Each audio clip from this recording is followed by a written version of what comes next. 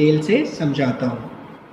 Students, refractive index ratio है speed of light जो air के अंदर हो या स्पीड ऑफ लाइट जो किसी मीडियम के अंदर हो।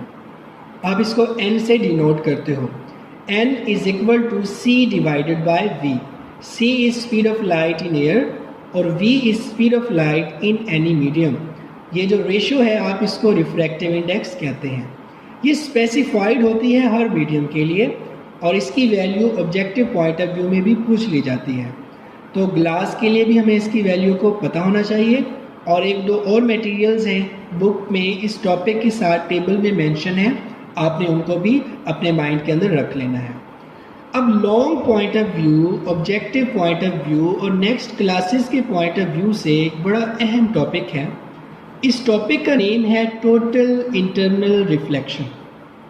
स्टूडेंट्स, टोटल इंटरनल रिफ्लेक्शन क्या चीज़ है? देखें, एक लाइट की रे है जो ट्रैवल करती है डेंसर मीडियम से रेयर मीडियम की तरफ। पहले तो हमें पता होना चाहिए कि डेंसर मीडियम और रेयर मीडियम क्या चीज़ें हैं। डेंसर मीडियम एक ऐसा मीडियम है जिसकी डेंसिटी ज़्यादा है। रेयर मीडियम एक ऐसा मीडियम है जिसकी डेंसिटी कम है। फॉर एग्जांपल, ग्लास और एयर को हम माइंड में रख लें। एयर की डेंसिटी कम है तो एयर रेयर मीडियम, ग्लास की डेंसिटी ज़्यादा है तो ग्लास डेंसर मीडियम। हमारे पास लाइट की रे ने ट्रैवल करना है डेंसर से रेयर मीडियम की तरफ, तो जो रे है वो बेंड हो जाती है नॉर्मल से।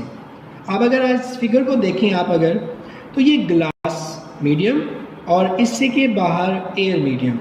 हमारे पास इंसिडेंट रे जब इस ग्लास बाउंड्री के साथ टकराती है तो टकराने के बाद ये अपनी डायरेक्शन को चेंज कर लेती है। डायरेक्शन का चेंज होना आपको समझा चुका हूँ, उसको आप रिफ्रैक्शन कहते हो। नॉर्मल के साथ जो इंसिडेंट रे ने एंगल बनाया वो एंगल ऑफ इंसिडेंस, और नॉर्मल के साथ रिफ्रैक्टेड रे ने जो एंगल बनाया ये एंगल ऑफ रिफ्रैक्शन। अब ये तो रिफ्रैक्शन हो गई, मैं आपको टोटल इंटरनल रिफ्लेक्शन पढ़ा रहा हूँ। अगर आप देखें, एंगल ऑफ इंसिडेंस को मैं बढ़ाता जाऊँ और एक ऐसा एंगल ऑफ इंसिडेंस जिसके लिए एंगल ऑफ रिफ्रैक्शन 90 डिग्री हो।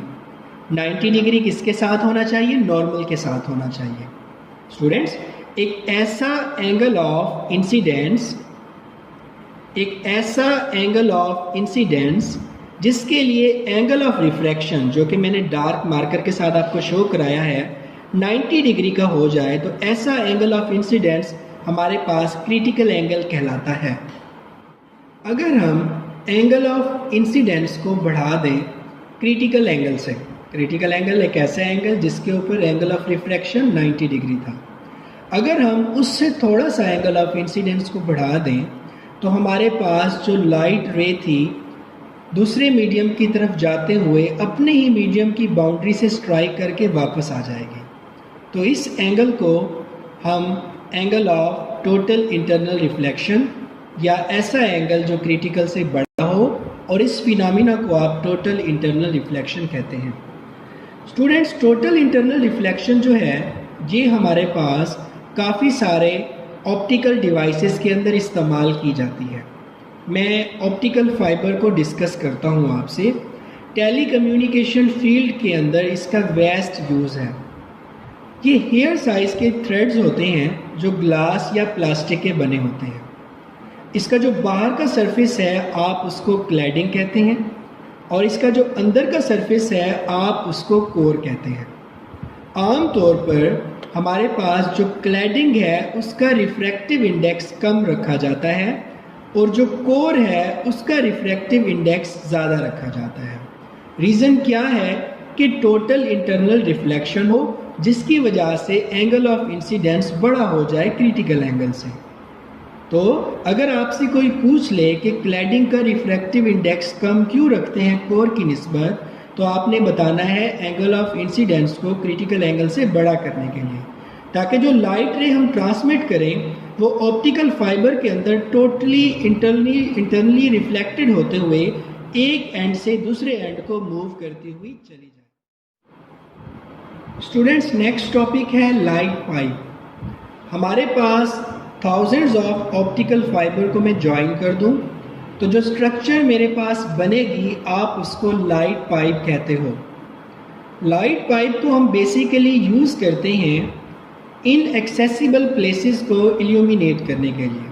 फॉर एग्जांपल कोई डॉक्टर या इंजीनियर, डॉक्टर किसी बॉडी पार्ट का एग्जामिन करना चाहता है या इंजीनियर किसी ऐसे स्ट्रक्चर को ऑब्जर्व करना चाहता है जो नॉर्मली वो नहीं देख पाता प्रैक्टिकल कंडीशंस के अंदर, तो वो लाइट पाइप का यूज़ करता है उन जगहों को इल्यूमिनेट करने के लिए या उसका इमेज अपने किसी डिवाइस पर फोकस लाने के लिए। तो ऐसे डिवाइस को आप लाइट पाइप कहते हो जो कि थाउजेंड्स ऑफ ऑप्टिकल फाइबर्स के मिलने से बना हो। Short question point of view से अगर पूछ लिया जाए तो इन्हीं 3 बातों को आप एक्सप्लेन कर दें, इनफ है। अब लाइट पाइप के साथ साथ हमारे पास एंडोस्कोप को भी हम डिस्कस कर लेते हैं। ये एक मेडिकल इंस्ट्रूमेंट है, नेम से जाहिर है एंडोस्कोप मीन्स टू से अंदर के जो पार्ट्स हैं, इंटीरियर या इंटरनल ऑर्गन्स, उनको इसके अंदर आप एग्जामिन करते हैं।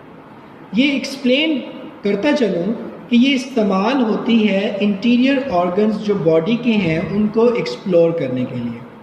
ये जो फिनोमिना है जिसके अंदर आप एंडोस्कोप को यूज़ करते हो, इस टेक्निक को आप एंडोस्कोपी कहते हैं। अब 3 डिफरेंट टाइप्स की एंडोस्कोपी को हमने डिस्कस किया है।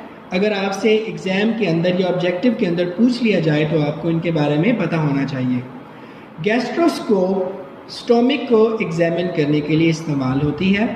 सिस्टोस्कोप को हम ब्लैडर मसाने को एग्जामिन करने के लिए इस्तेमाल करते हैं और ब्रोंकियोस्कोप को हम अपने थ्रोट को एग्जामिन करने के लिए इस्तेमाल करते हैं। नेक्स्ट टॉपिक की तरफ चलते हैं।